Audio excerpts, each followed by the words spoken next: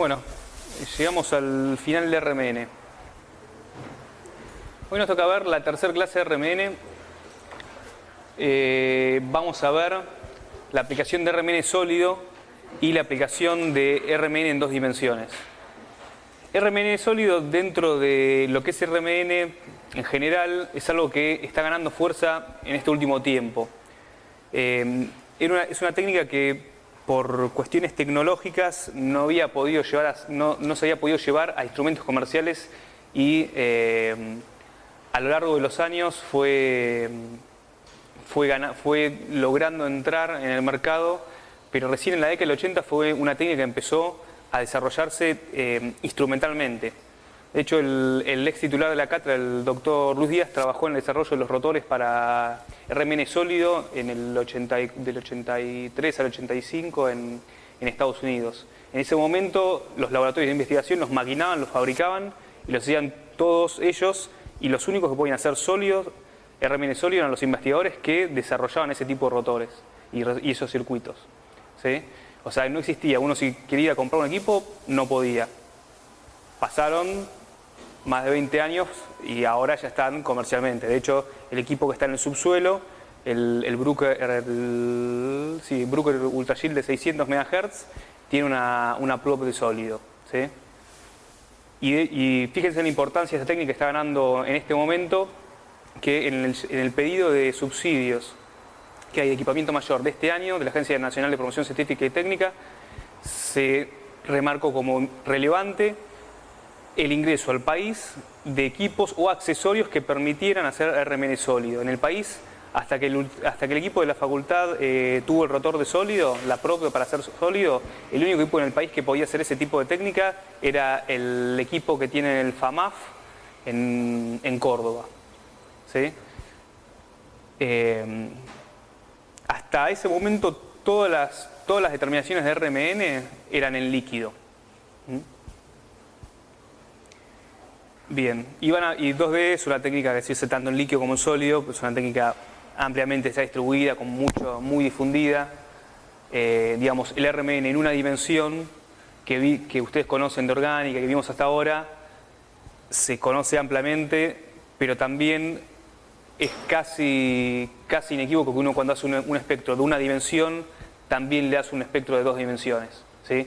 Si bien son más caros porque requieren más tiempo, y RMN es una técnica que, como no podemos comprarnos un equipo de RMN y tenerlo en la mesada, típicamente vamos a ir a un centro especializado donde vamos a tener que pagar un servicio. Es una técnica cara, ¿sí? ¿Por qué tenemos que pagarla? No es un espectro fotómetro visible que yo me levanto de mi mesada, pongo mi muestra en el UV y lo mido sin gastar un peso, ¿sí? Siempre que voy a necesitar un RMN, si mi instituto o mi facultad no lo tiene como facilidad, voy a tener que pagar el servicio, ¿sí? Y como por el costo que tiene el equipo, son técnicas que no están tan difundidas, y no todos los laboratorios y no todas las instituciones tienen equipos de RMN. El RMN en dos dimensiones, por lo que vamos a ver, es una técnica que requiere más tiempo de procesamiento de la muestra, con lo cual es más caro, porque uno paga por tiempo de equipo, no por tipo de muestra. Bueno, vamos a repasar un poco lo que estuvimos viendo en la clase pasada de relajación. La relajación en realidad es la parte del experimento de RMN que más nos interesa, es la parte que nos va a dar información. Y es la parte la cual vamos a poder manipular en cierta forma para que nos dé esa información. La FID, o el decalamiento libre inducido, se da por los procesos de relajación transversal y el proceso de relajación longitudinal.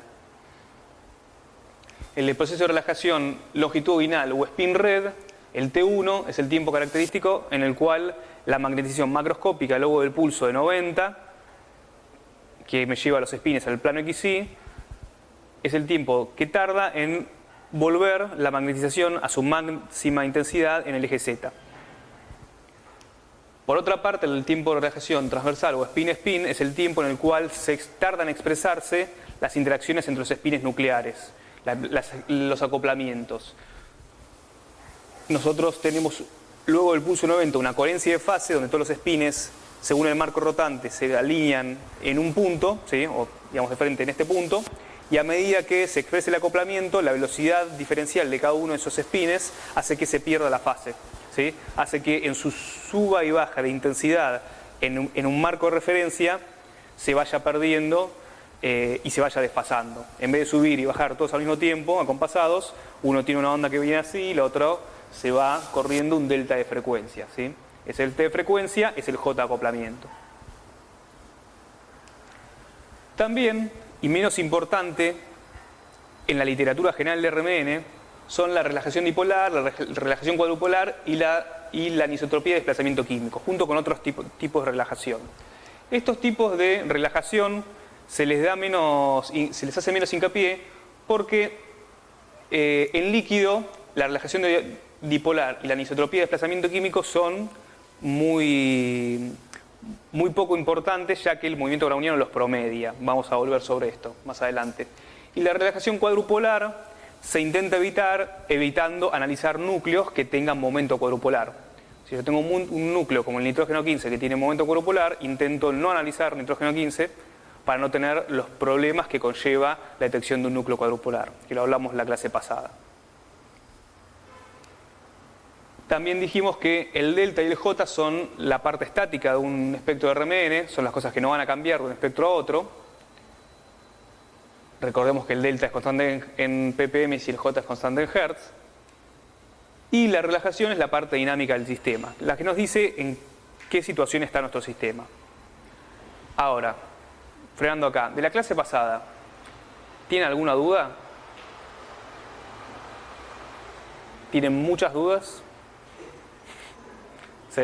Bueno, al final de la clase vamos a intentar hacer un compendio de RMN y hablar un poco para que ustedes sepan a qué hacerle hincapié, ¿sí?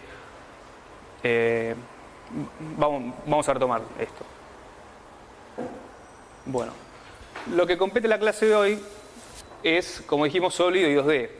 Ya adentrándonos un poco más en sólido, vamos a hablar de la relajación por interacción dipolar. Ciertas transiciones dependen de la interacción magnética que fluctúa con la correspondiente frecuencia de transición. Si nuestra frecuencia si nuestra interacción magnética fluctúa con la frecuencia de transición de ese sistema, vamos a tener una asimetría en la interacción dipolar, vamos a tener una expresión en la interacción dipolar. En solución, la modulación del acoplamiento dipolar domina la relajación por el movimiento browniano, generando una continuidad de frecuencia de transición. ¿Esto qué quiere decir? Esto explica la frase anterior.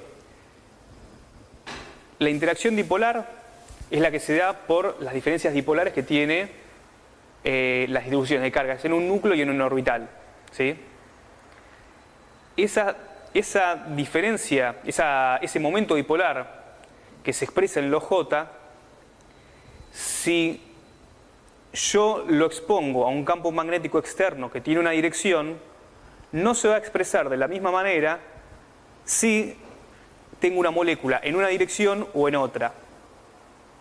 ¿Sí? En solución, como tengo un movimiento browniano que tiene una frecuencia de correlación más rápida que la interacción dipolar, ese J de acoplamiento dipolar, esas transiciones se van a promediar, o sea, me va a generar una gaussiana de frecuencias de transición.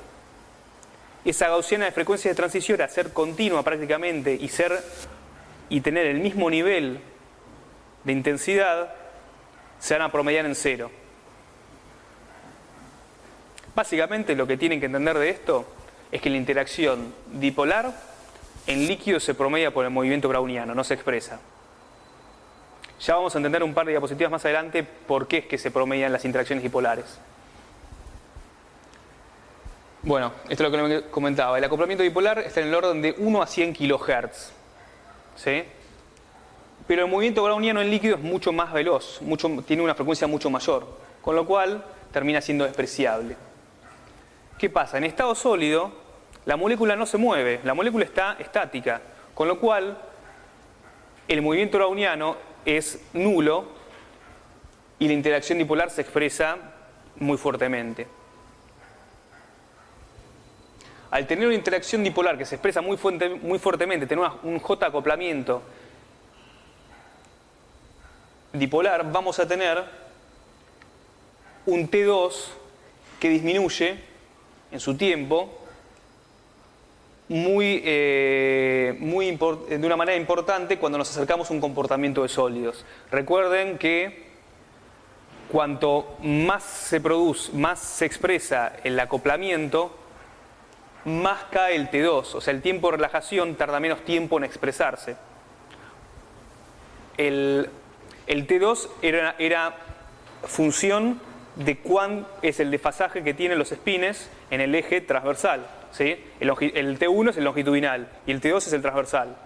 Si este acoplamiento se expresa con mayor frecuencia, o sea, la velocidad, el delta de los J entre los espines es mayor, la expresión es mayor, con lo cual el T2 es mayor en magnitud, mayor en frecuencia, con lo cual en tiempo de expresión es menor.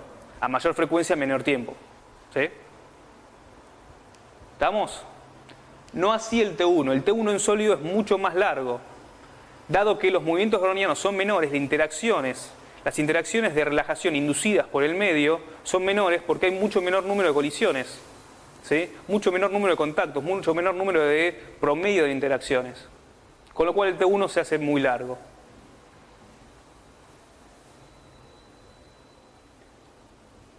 Esto genera un problema.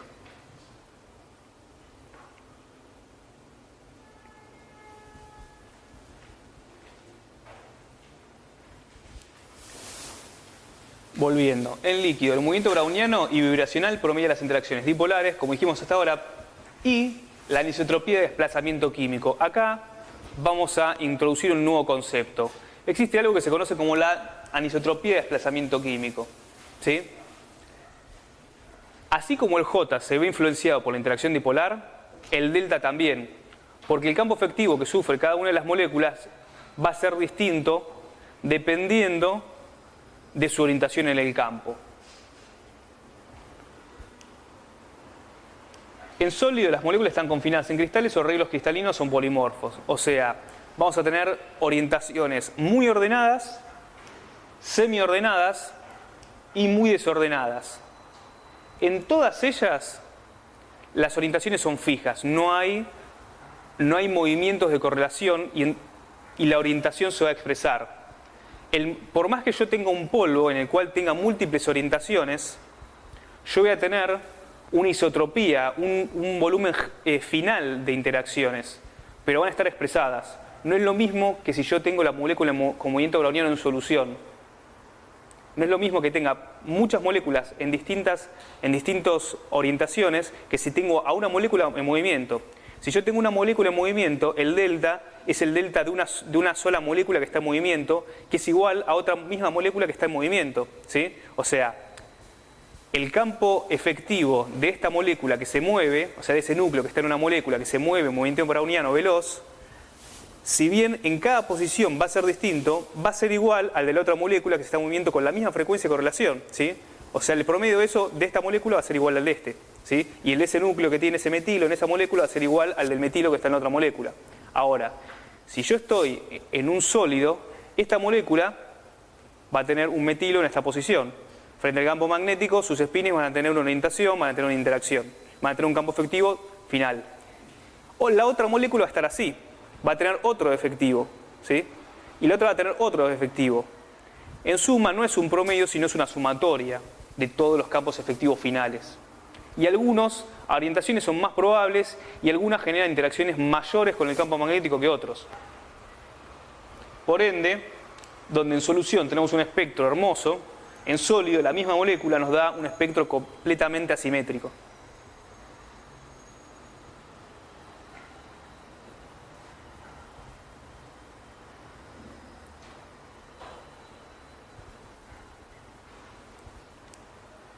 Y eso se da porque las moléculas tienen una geometría tridimensional, que en sólido 1 no la tiene en cuenta, porque está pensando en algo puntual, y los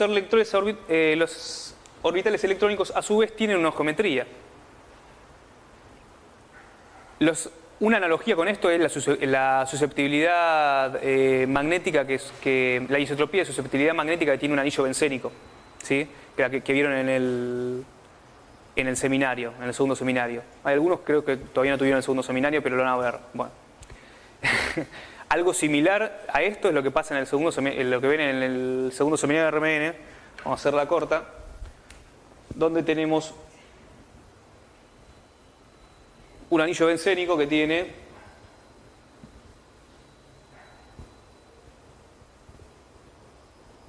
protones en un B0. El campo magnético estimula, induce una corriente de anillo, ¿sí? Esa corriente de anillo va a ser una según el campo magnético. El anillo todos sabemos que gira en el plano del anillo del núcleo bencénico, ¿sí?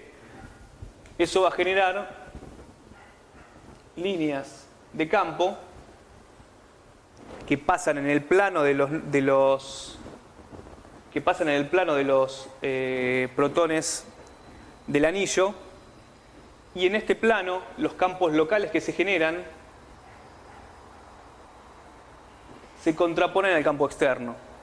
Con lo cual, si yo tengo un campo B0 con un campo local que se contrapone,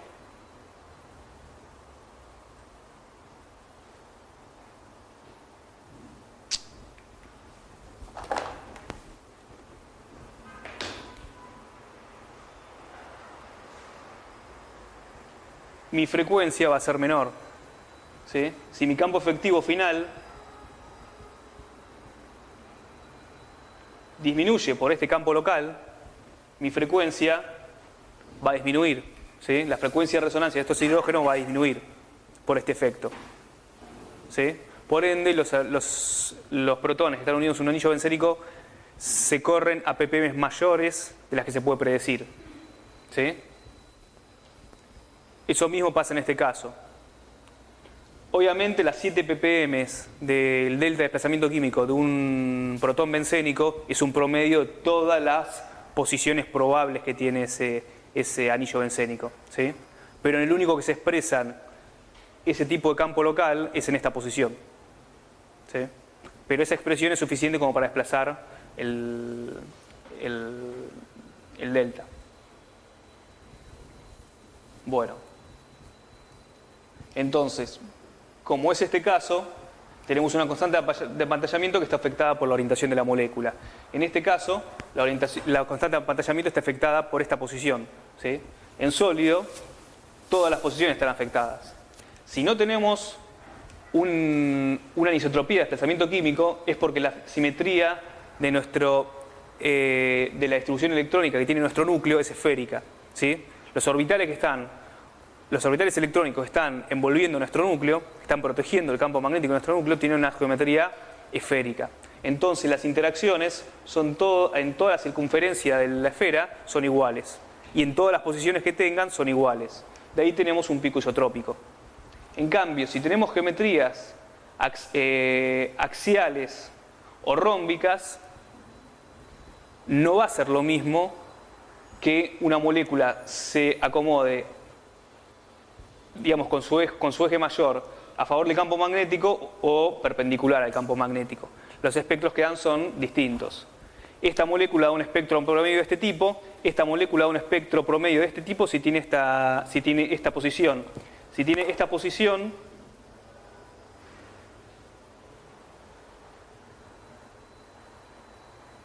da ese espectro, ¿sí?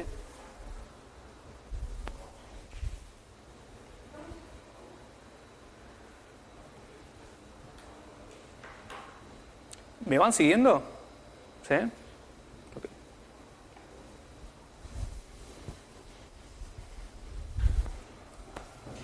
Para ejemplificar esto, tenemos el caso del cristal único. Supónganse que tenemos un cristal único, o sea, generamos un cristal perfectamente ordenado que tiene un solo tipo de fase cristalina y lo ponemos en un equipo de RMN sólido.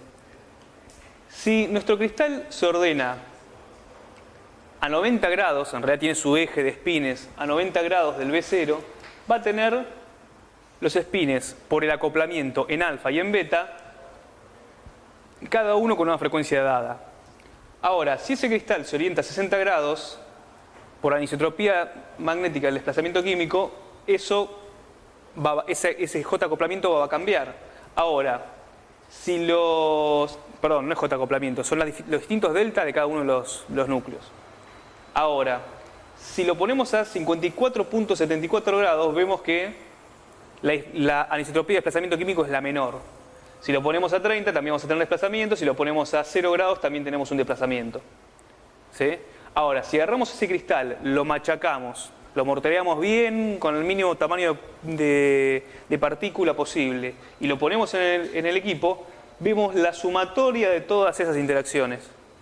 Si vemos la sumatoria de todos esos espectros, tenemos este tipo de espectro.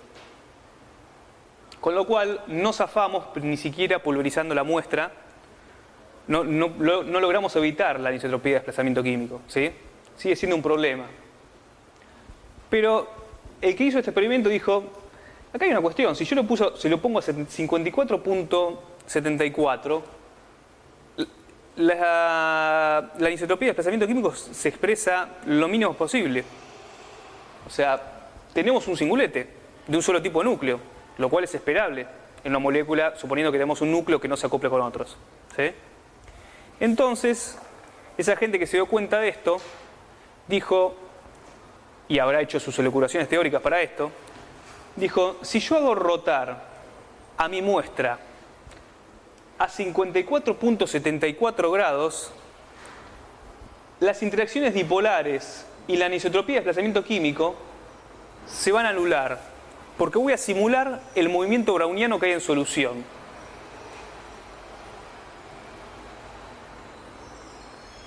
Entonces maquinaron un rotor de RMN en el cual la muestra, en vez de girar de manera axial, gira inclinada. Es un rotorcito que tiene el fondo del tubo inclinado a 54.74 grados. Lo pusieron a girar a una determinada frecuencia y vieron que la señal, que tenía que ser un singulete con forma gaussiana, forma lorentziana, logró ser un singulete con forma no tan lorentziana como un RMN líquido, pero bastante gaussiana, ¿sí? Logra ser un singulete de buena resolución.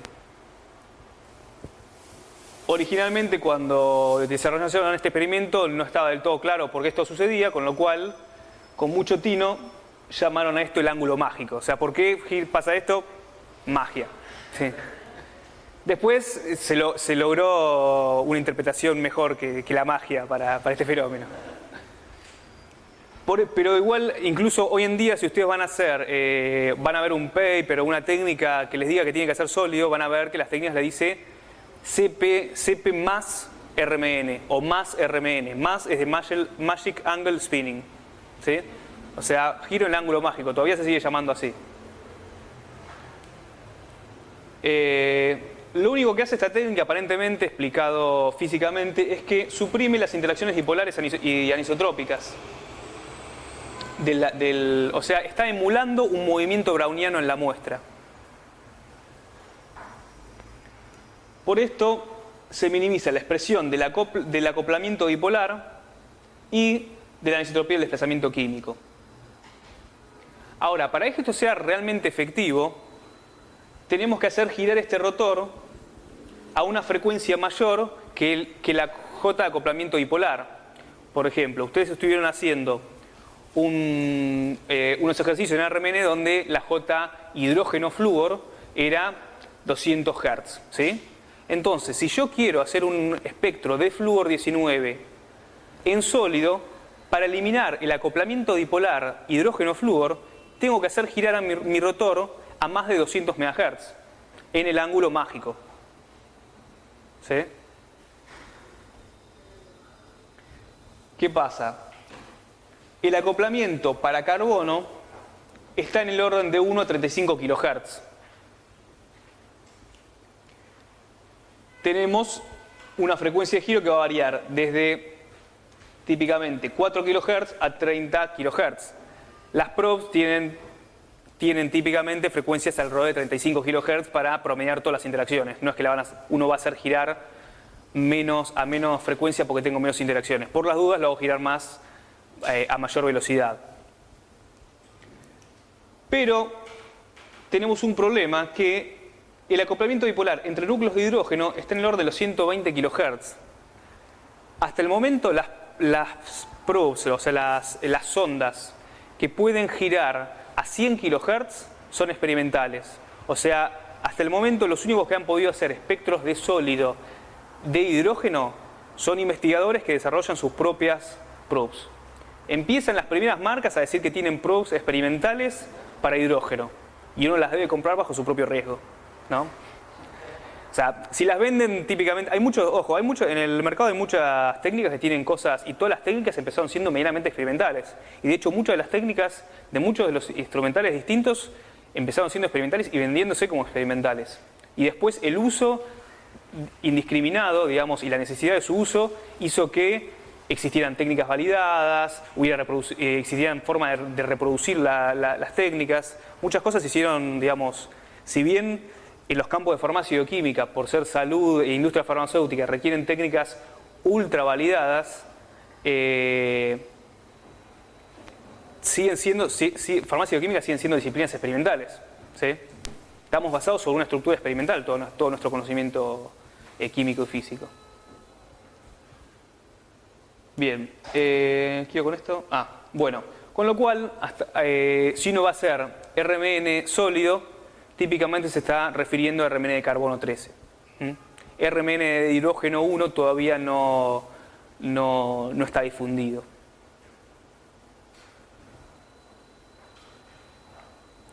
¿Alguna duda?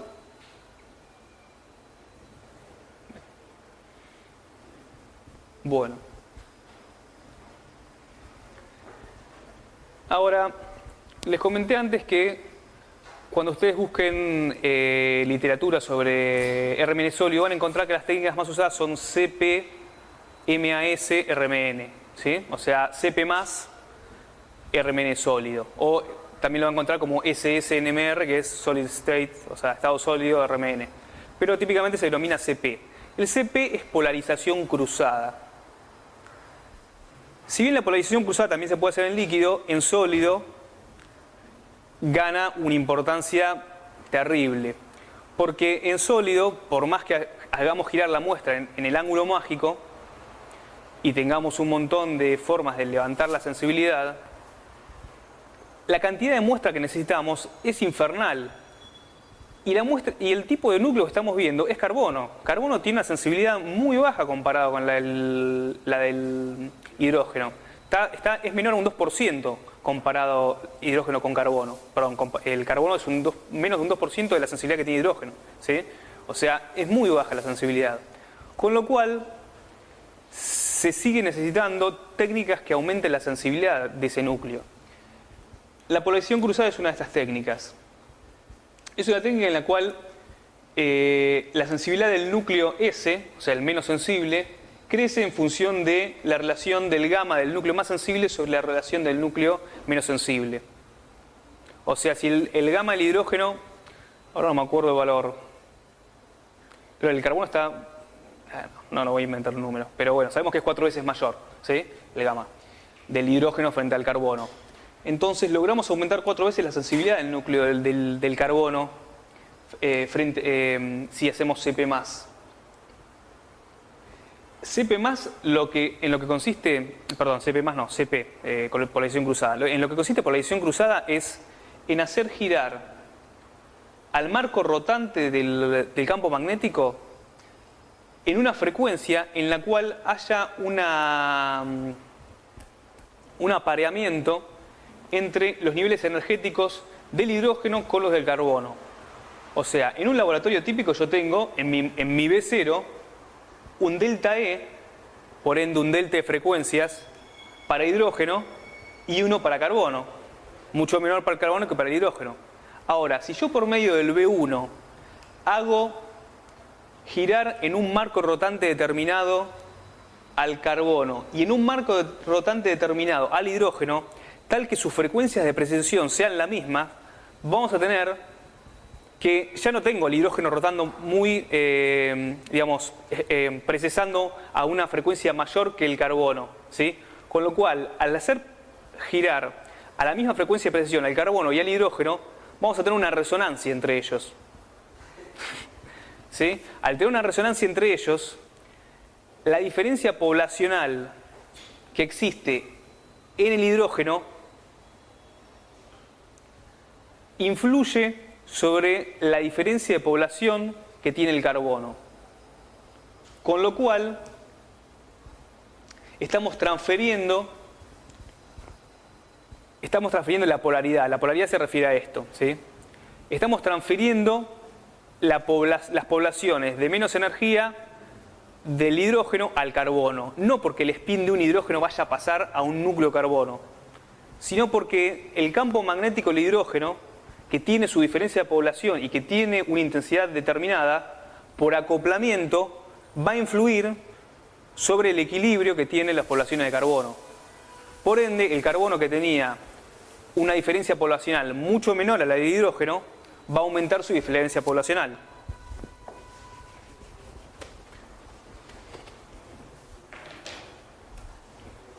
Recordemos que la diferencia poblacional está dada por la ecuación de equilibrio térmico de Boltzmann.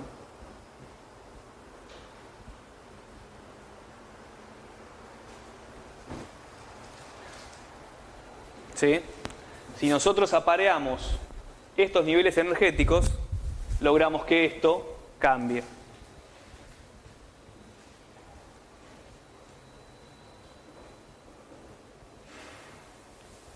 Y esto nos da, no solo eso, sino que nos brinda un beneficio adicional. O sea, hacer colisión cruzada nos brinda un beneficio adicional. Los espines sensibles tienen una alta interacción dipolar y un T1 más corto. O sea, el T1 de hidrógeno es más corto que el T1 de carbono. Vieron que en sólido el T1 aumenta, ¿sí? Según este esquema. En sólido tenemos un T1 que va aumentando. En T1 para hidrógeno va a aumentar así, y en carbono va a aumentar menos, ¿sí? O el T1 es más largo. Perdón, va a aumentar más, ¿sí?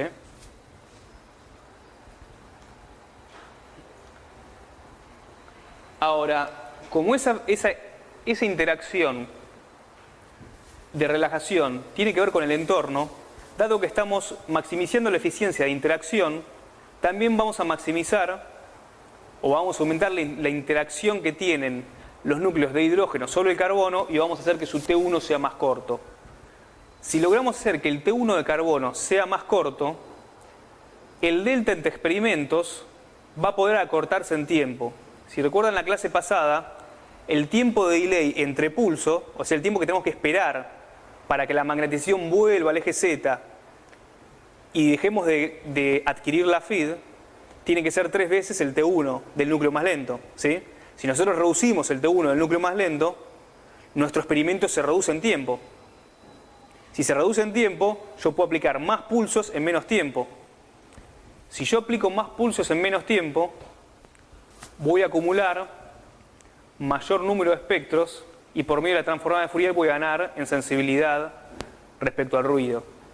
Y ya que no tuvieron la última clase, les voy a comentar qué es esto. Porque muchos, digamos, la sensibilidad la ven en la segunda clase de RMN, ¿sí? Por eso no iba a hacer hincapié, pero ya que estamos, vamos a tener que hablar un poco. Si yo hago un pulso 90 a un núcleo X, obtengo un espectro. Tengo un espectro con muy poca muestra que tiene esa forma. ¿Ustedes de ahí pueden saber cuál es el pico? Quizás los que están más cerca se dan cuenta que yo a este le puse una pequeña diferencia, ¿sí? Pero ahí hay un pico en el ruido, ¿sí? Yo hago un pulso. Este pico es positivo, es donde está mi hidrógeno, por ejemplo. Pero esto es ruido y esto es ruido. Son fluctuaciones eléctricas que tiene el sistema. Son las imperfecciones, todo lo que se aleja de la teoría es lo que está en mi equipo. Son mi acoplamiento entre los circuitos que tengo de la bobina, como el freezer que tengo al lado, cómo induce sobre mi detección, la vibración, tenemos en el subsuelo el equipo nosotros, pero por ejemplo en exactas está en un segundo piso, ¿sí? en un segundo piso de un edificio que está a 5.000 metros del aeroparque. Alguna vez yo habré ido a medir al RMN de exactas y el operador, digamos, maldiciendo, por no decir una mala palabra, maldiciendo porque le pasaba el avión por encima, ¿sí? Y eso le mete ruido en el sistema. Todo, o sea, todas las cosas que se alejan de la idealidad le van a meter ruido. Entonces, eso existe. En todo nuestro sistema vamos a tener ruidos. ¿Qué pasa? El ruido es aleatorio, es algo que no existe en realidad. Puede estar como puede estar, en el espectro que viene puede estar o no. Lo que seguro va a estar es la magnitud, o sea, mi magnitud de ruido va a estar siempre, pero aleatoriamente, en cuestión de frecuencia. Entonces, cuando yo hago mi segundo espectro, yo aplico mi pulso 90, espero 3T1, adquiero la feed y por transformada de Fourier veo mi espectro. Después aplico otro pulso 90, espero 3T1 y adquiero la feed. Hago transformada de Fourier y lo que veo ahora es lo siguiente.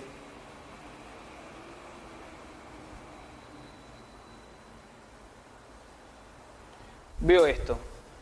Donde sí, básicamente la relación señal-ruido es la misma.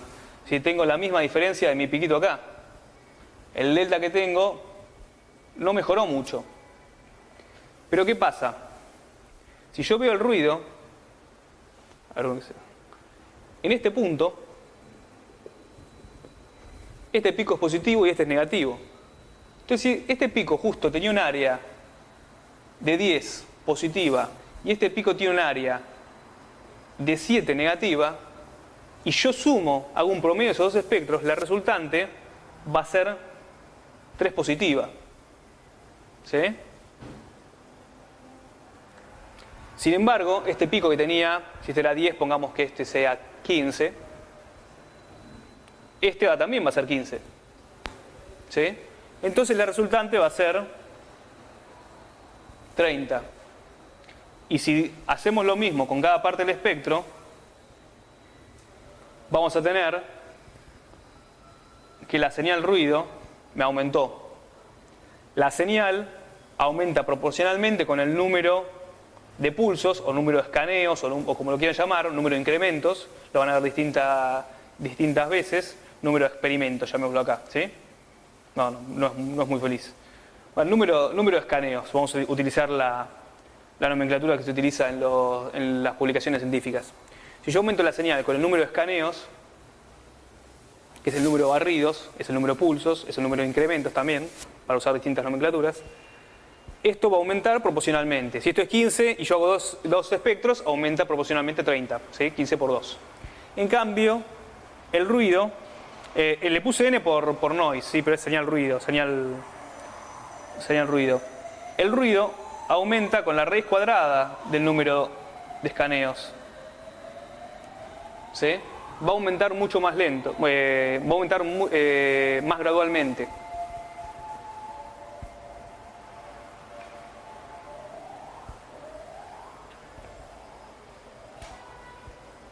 ¿Se entiende? ¿Sí? Esto es indispensable cuando hacemos carbono.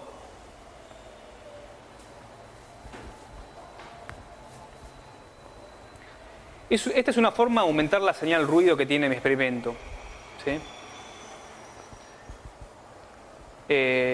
Más allá de otras formas que hacen más a la muestra, ¿sí? El tratamiento de la muestra, a poner más muestra que solvente, a utilizar un campo magnético mayor, ¿sí? Recuerden que hay varias cosas que hacen a un mejor espectro. Bueno, todo esto venía a que si yo corto el T1 de mi núcleo, puedo hacer mayor número de barridos en menos tiempo. Al hacer menor número de barridos en menor tiempo, voy a tener mayor señal ruido en menos tiempo, voy a tener mayor señal ruido gastando menos plata.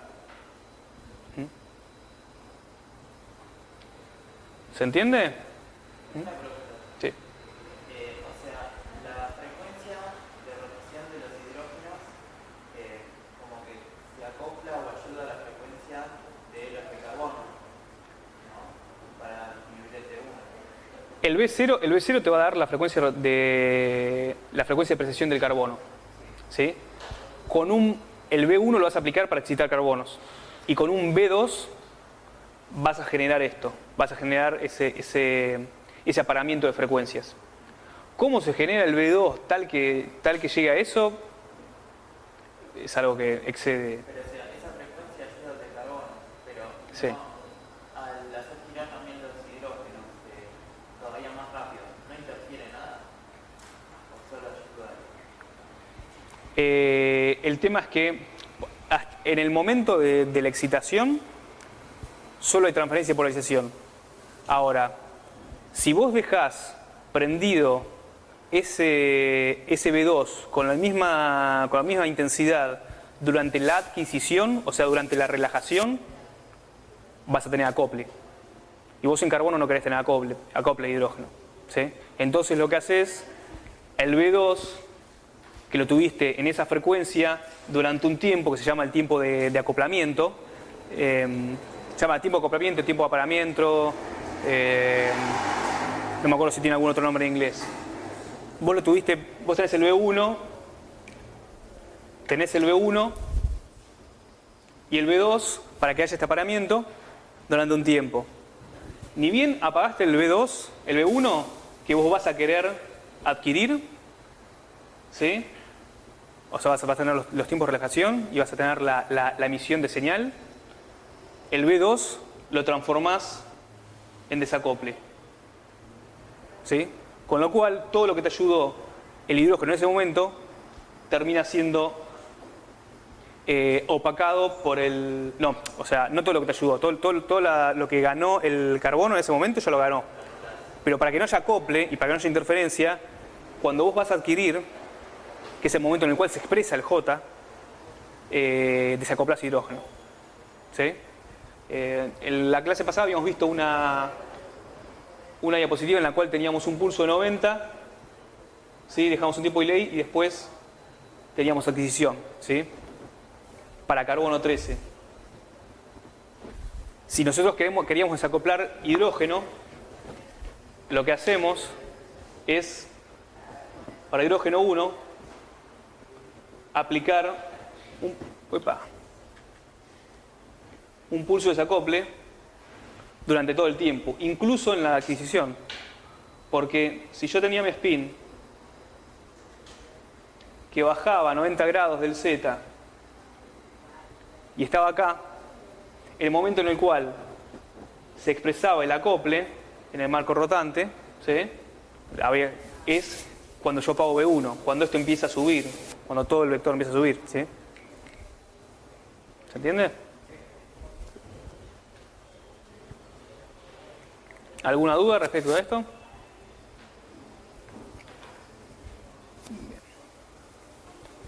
Bueno, ¿alguna duda de sólido? ¿No?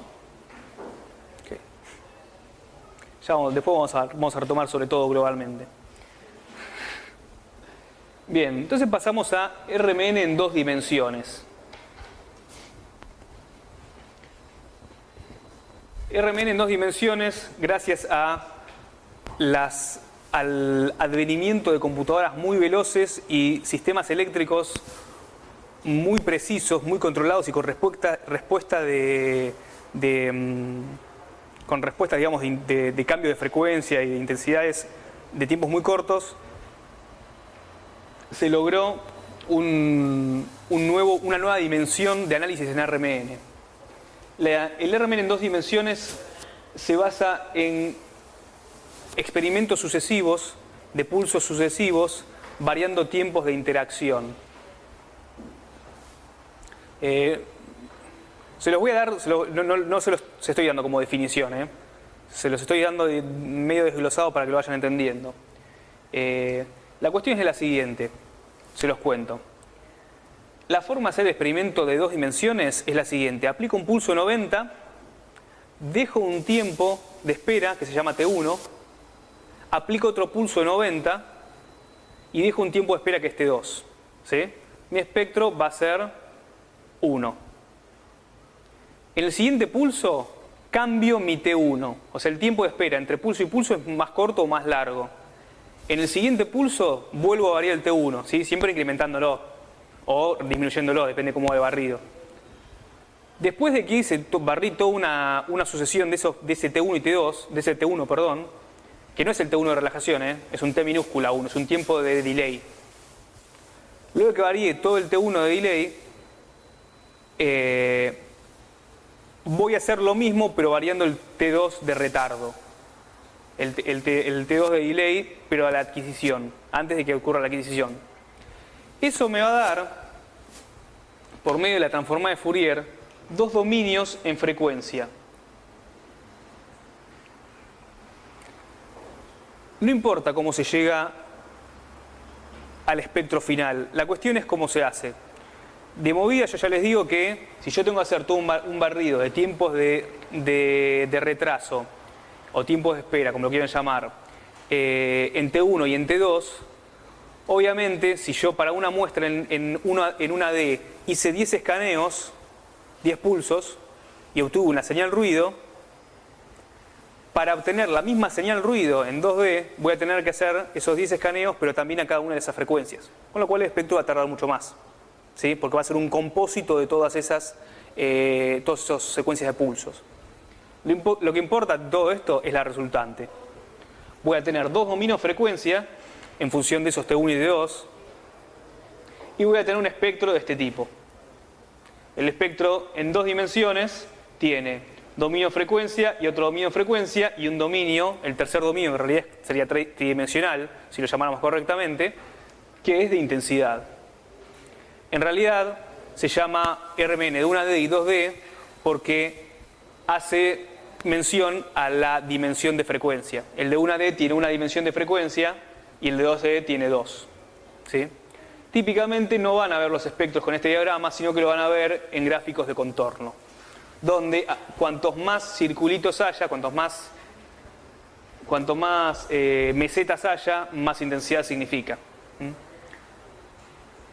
Pero igual, lo que nos va a importar de un espectro de RMN en 2D no es la intensidad. La intensidad la vamos a sacar con un espectro de 1D. Lo que queremos ver en un espectro de 2D es la correlación. Y es la correlación que hay entre los dos picos. Un espectro en 2D típico se ve de esta forma, donde en un eje vemos el espectro de, por ejemplo, hidrógeno, y en el otro de carbono. Y cada una de estas manchas que se ven acá son correlaciones entre los picos, o sea, correlación entre este pico y este. O sea, si esto es un hidrógeno X y esto es un carbono X, esta mancha quiere decir que este hidrógeno, estos hidrógenos, están unidos a este carbono. O sea, me da un espectro de correlación prácticamente inequívoco.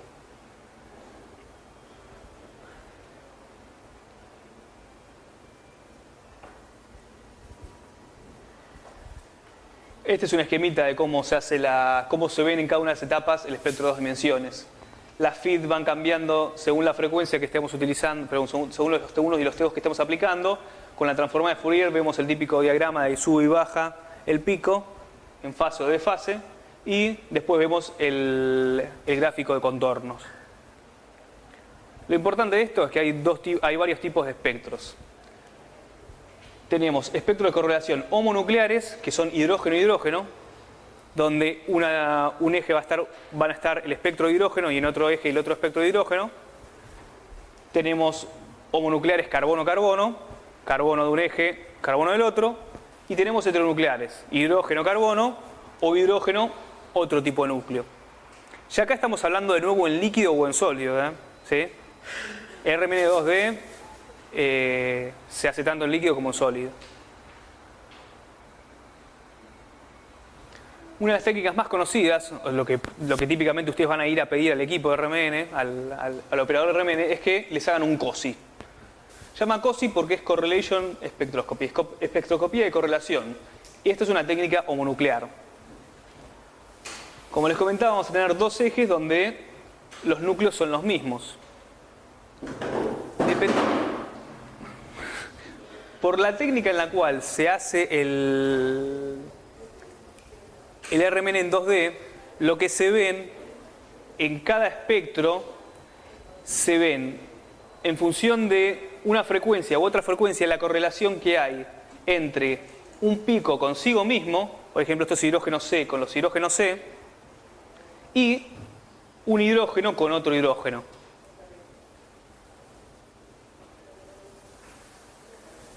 Si el espectro tiene muchísima resolución, y esto es un doblete, y esto es un doblete, vamos a poder ver un poco el acoplamiento, la multiplicidad, pero típicamente lo que se ve son manchas, ¿sí? Esto es un espectro COSY real. Tenemos manchas, ¿sí? Si se fijan, este espectro es el mismo que este espectro, porque estamos haciendo espectros de la misma sustancia. Este pico que se ve acá tiene una correlación con este pico que está acá, ¿sí? Como esta mitad del diagrama es una imagen especular de esta mitad del diagrama, este punto también va a significar lo mismo.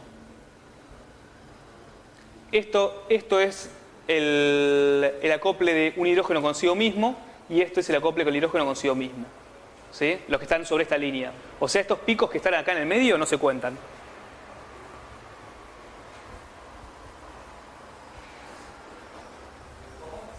Este es otro espectro. ¿Cómo?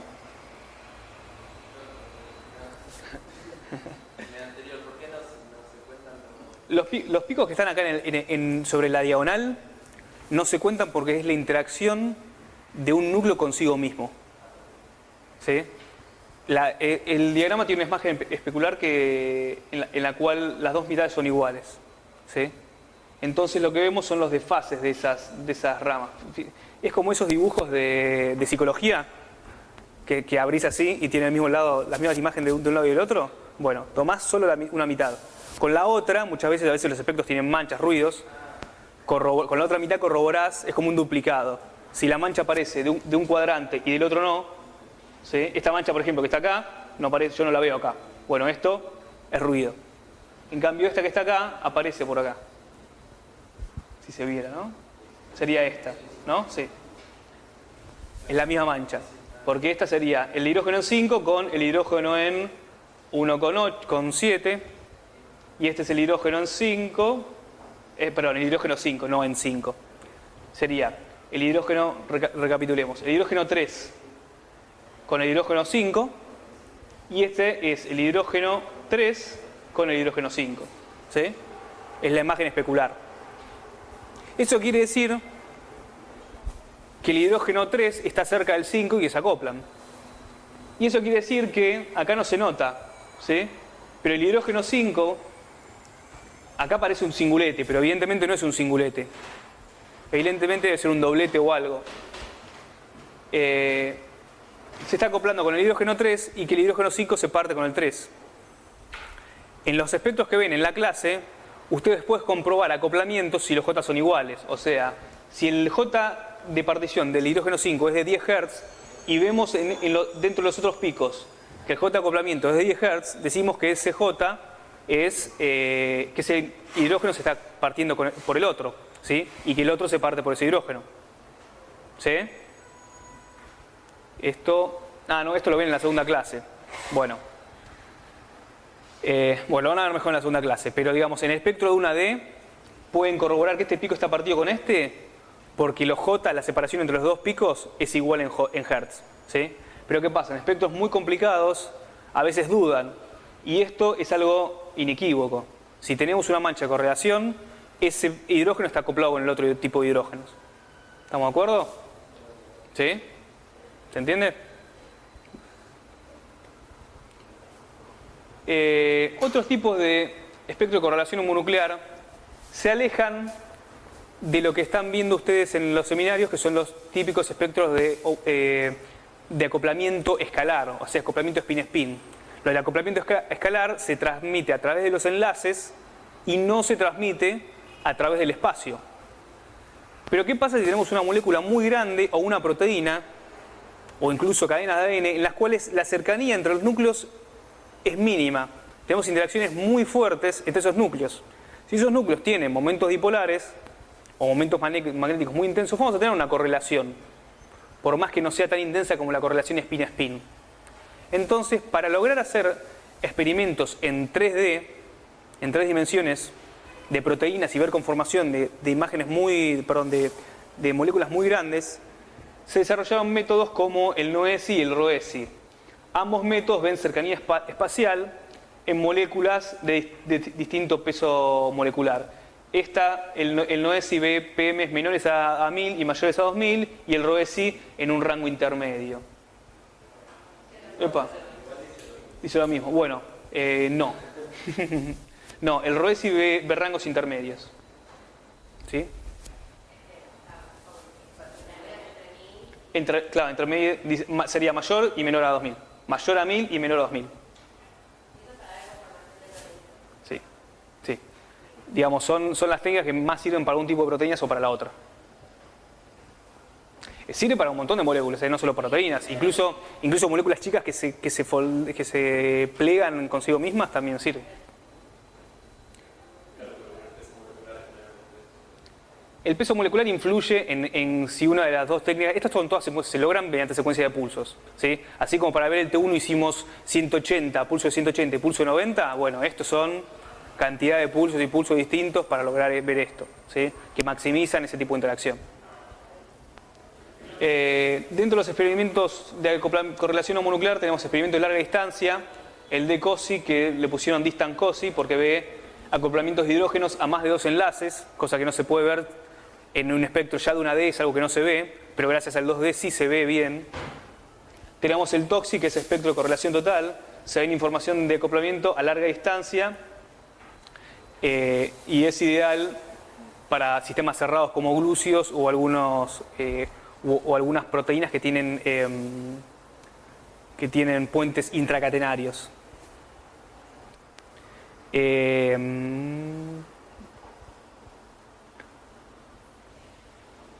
Ahora, este tipo de técnicas también logran algo que no se puede ver en un espectro de una dimensión. Vemos espectro de correlación carbono-carbono, sin mirar la parte de abajo. Esto es algo que ya tendría que poder responder. ¿Por qué no puedo ver acoplamiento carbono-carbono?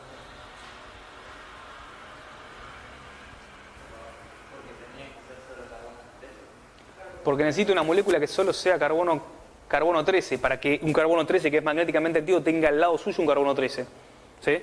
Eso en la naturaleza no pasa nunca. De hecho, la probabilidad que eso suceda es 0,012%. ¿Sí? O sea, solo un 0,012% de los carbonos van a estar unidos a su vez a un carbono 13. Por eso, la correlación carbono-carbono no se ve. Gracias a las 2D existe algo que se llama, una secuencia que se llama inadequate, que es que tiene este nombre, ¿sí? Que es el experimento de RMN ideal, porque esto es algo que los orgánicos están buscando hace mucho tiempo. O sea, lograr ver la interacción de un carbono-carbono, o sea, lograr correlacionar un carbono y decir que está al lado de otro carbono, es algo que yo creo que todo orgánico en un momento dijo, bueno, tengo asignado todos los hidrógenos, tengo todo, pero dudo si este carbono está al lado de este. Tienen que armar, las moléculas se arman por bloques. Dicen, bueno, este acerca de este, se acerca el otro, pero no sé si este bloque va así o así. No saben, ¿sí? Entonces, cuando ya tienen todo muy cercano a una idea y les queda esa duda, hacen este tipo de experimento. Obviamente, es espectro de correlación carbono-carbono. La cantidad de masa que hay que poner para este y el tiempo de acumulación que van a necesitar para poder ver una correlación es muy elevado. Y tenemos que hacer muchos barridos. Bien. ¿Alguna duda de la correlación homonuclear? Tenemos a su vez los espectros de correlación heteronuclear. Heteronuclear es típicamente hidrógeno-carbono. Acá les comento el EDCOR o COSI hidrógeno-carbono porque es la primera secuencia que se utilizó para hacer correlación heteronuclear. Le brinda información de acoplamiento escalar carbono-hidrógeno. Pero en la actualidad es algo que está en desuso. Porque se desarrollaron secuencias mucho más eficientes. Son las secuencias de, ¿cómo traducir esto? espectroscopía de correlación de heteronuclear de cuanto múltiple y simple. ¿Sí? Es lo mismo que EDCOR, o sea, la información que tiene es la misma que EDCOR, pero con secuencias distintas que son más eficientes. ¿Sí? Brinda información de hidrógeno-carbono, pero por la secuencia tiene mayor sensibilidad. Necesito menos tiempo de acumulación. Y eso lo logran por la detección inversa. Otra técnica es el COLOC. El COLOC da información de acoplamientos a más distancia, hidrógeno-carbono de hasta 4 enlaces. Esta técnica también se reemplaza actualmente con el HMBC, también por la técnica de detección inversa.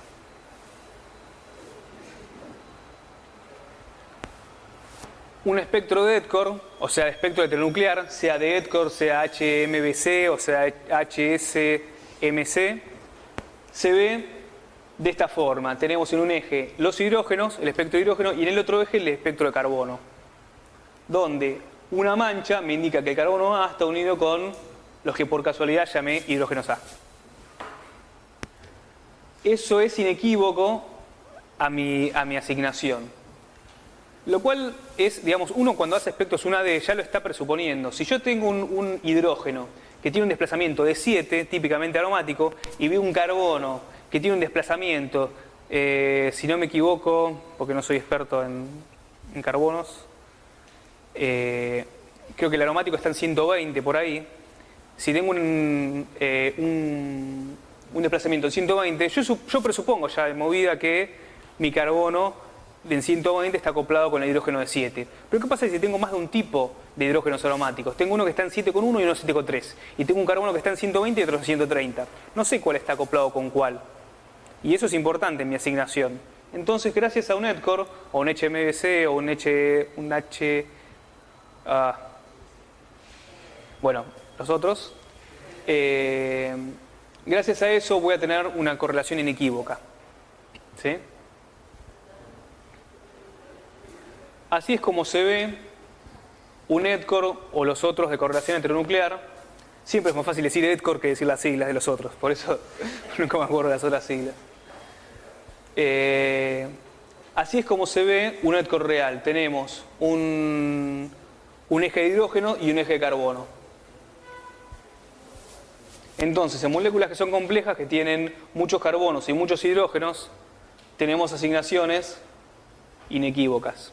En este caso ya no existe mi diagonal de acoplamiento, de autoacoplamiento, ¿sí?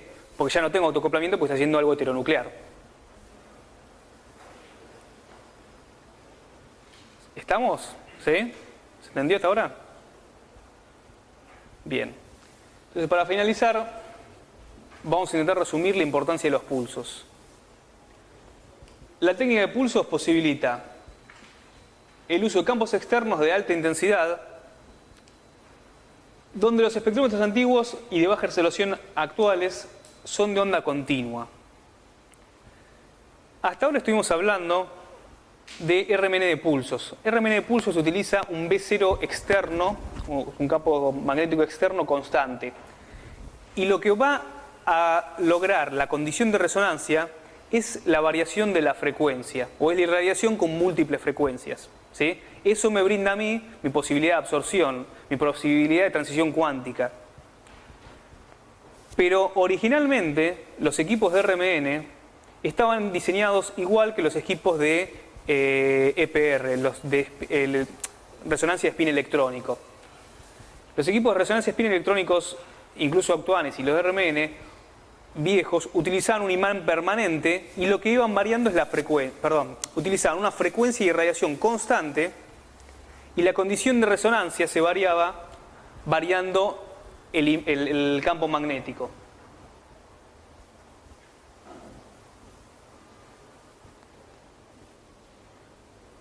¿Sí?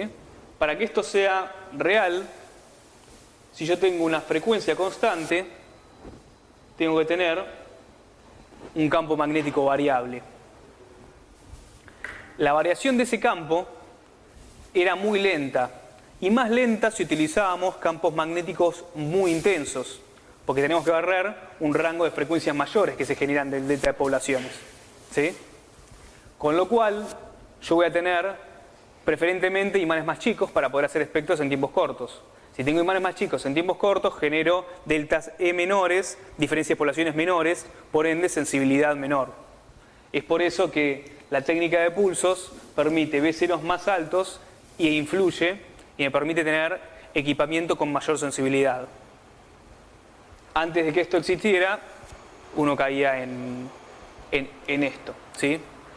En EPR eso no es un problema porque estamos viendo transiciones electrónicas. Las transiciones electrónicas ya de por sí tienen un delta E mucho mayor. Son transiciones de spin electrónicos, son de baja energía, pero son aún así de mucho mayor energía que las que tienen los núcleos, ¿sí? Y aparte,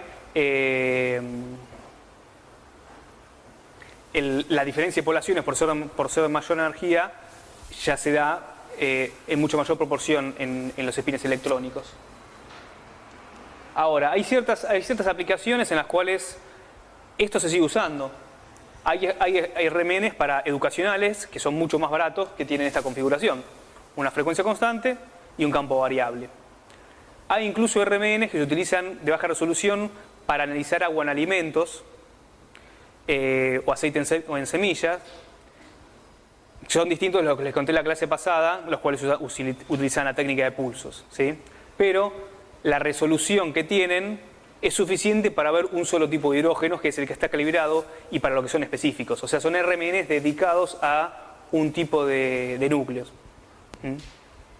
Con lo cual probablemente ni siquiera hagan barrido de campo magnético porque ya saben a qué frecuencia quieren lograr la resonancia. Bueno, los pulsos también permiten mejorar la señal ruido, permiten ver señales que no se verían y mejorar las que sí. Es esto, ¿sí? Eso es otra ventaja de RMN de pulsos. El RMN de pulsos permite obtener información adicional o eliminar información. Esto sea multiplicidad, información adicional, y el 2D, información adicional, y eliminar información con desacople. El RMN de pulso a su vez permite aumentar la sensibilidad de núcleos poco sensibles por medio de la polarización cruzada. Es por eso que el RMN de pulsos en la actualidad es prácticamente, es la técnica de RMN que domina todos los instrumentos en el mundo, ¿sí? Los otros son aplicaciones muy particulares. Bien. Eso es lo que hace a los temas que vamos a ver de RMN. Ahora, lo que quería comentarles ahora era globalmente qué es la importancia de cada tema. Ustedes vieron, más que nada, en esta clase vimos cosas bastante más dentro de lo que es lo entendible que la clase pasada. Salvo lo que es 2D, ¿sí? 2D igual lo pasé bastante por arriba en cuanto a la forma de llegar al espectro. Pero por ejemplo la clase pasada vimos las secuencias de pulsos, ¿sí? Nadie les va a pedir secuencias de pulsos ni cómo baila una spin según lo que yo aplique, ¿sí? La idea de todo esto, o sea, para que ustedes entiendan a qué es lo que va o qué es lo que uno quiere que sepan, si bien les da más información, obviamente uno les comenta, por ejemplo, todas las secuencias, el HMBC, el COS y todos los nombres de eso para que ustedes sepan, y uno lo que intenta es que ustedes estén actualizados, ¿sí?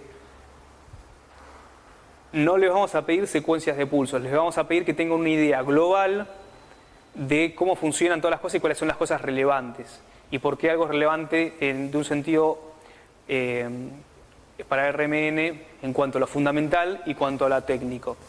Por ejemplo, este cuadro, esta diapositiva,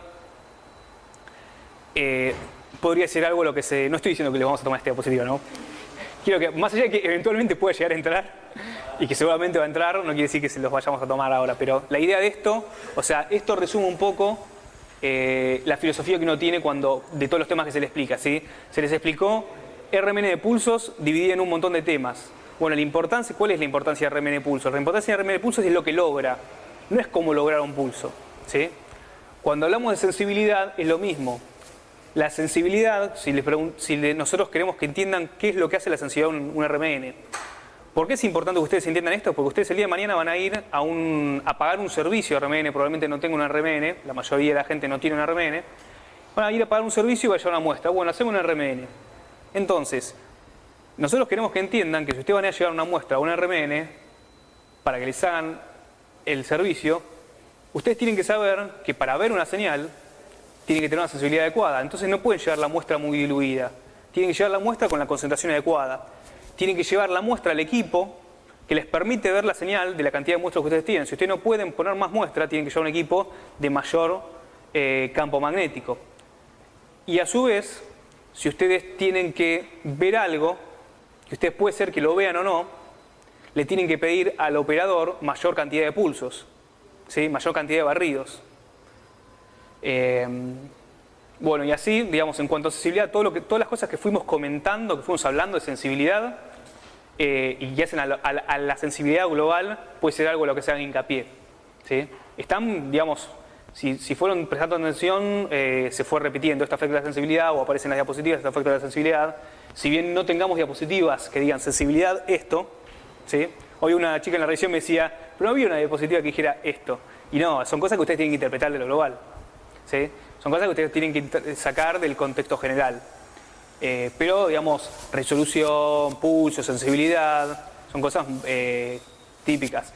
Digamos, el fundamento de cómo se llega a obtener una diferencia poblacional y al diagrama del experimento RMN, lo que vimos durante la primera clase y principio de la segunda, también es algo que es importante. O sea, ¿cómo logro ver hidrógeno? Y primero lo tengo que poner en un equipo para generar la diferencia de población. Después lo tengo que irradiar con la frecuencia característica del hidrógeno. Y como no sé cuántos y qué frecuencia tienen los hidrógenos están ahí, la aplico con todas y después voy a recibir algunas. ¿Sí? A eso voy más que nada porque probablemente cuando vayan a hacer las consultas venga alguno y diga, no entiendo esto y me estoy volviendo loco para ver cómo es el T1 y el T2.